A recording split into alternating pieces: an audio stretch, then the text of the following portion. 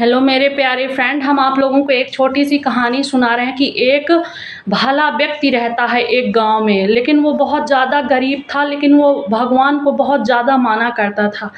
तो वो एक बार वो बहुत ज़्यादा बीमार हो जाता है, तो अपने बीमारी के दवाई कराने के लिए एक अमीर व्यक्ति से वो कुछ पैसे उधार लेता है। तो वो पैसे जब उधार लेता है तो अपनी दवाई कराया, और जब वो धीरे धीरे वो पैसे जमा करके उसको अमीर व्यक्ति को वापस करने के लिए जाता है। और जब जाता है तो पूरे पैसे उसको वो दे देता है, अमीर व्यक्ति को गरीब व्यक्ति दे देता है पूरे पैसे। तो वो बोलता है कि ये लो अपनी मतलब पर्ची की, तुमने मेरे को पूरे पैसे वापस कर दिए हैं। तो वो गरीब व्यक्ति बोलता है कि मेरे को पढ़ना नहीं आता। तो यह सुनकर अमीर व्यक्ति उसको दूसरी पर्ची पकड़ा देता है, और उस दूसरी पर्ची में ये लिखा रहता है कि तुमने मेरे आधे पैसे चुकता किए हैं, आधे अभी बाकी हैं। वो जब ये जान गया कि इसको पढ़ना तो आता नहीं, तो वो इसलिए दूसरी पर्ची पकड़ा दिया।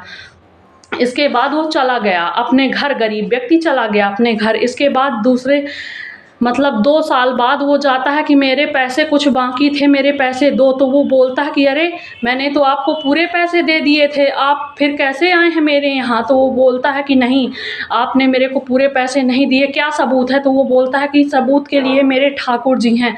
वो ठाकुर जी मतलब कृष्ण जी को वो व्यक्ति ठाकुर जी बोला करता था। तो वो व्यक्ति बहुत भरोसा करता था। इसके बाद ये मामला कोर्ट तक पहुंच जाता है। तो कोर्ट में जब पहुंच जाता है, एक दिन सुनवाई होती है कोर्ट में।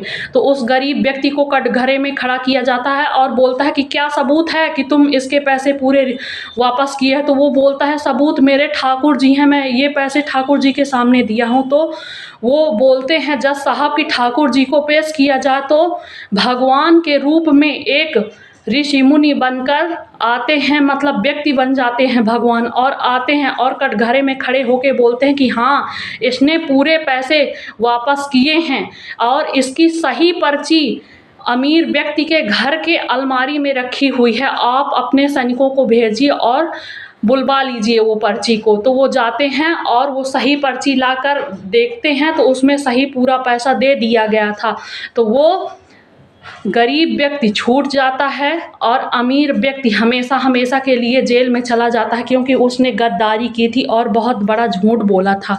तो अगर आप ईश्वर पर भरोसा करोगे तो ये दुनिया नहीं, लेकिन ईश्वर आपके काम जरूर आएगा, ये मुझे भरोसा है। ओके, मेरी कहानी आप लोगों को मैं आशा करूँगी कि पसंद आई होगी। Okay, bye bye.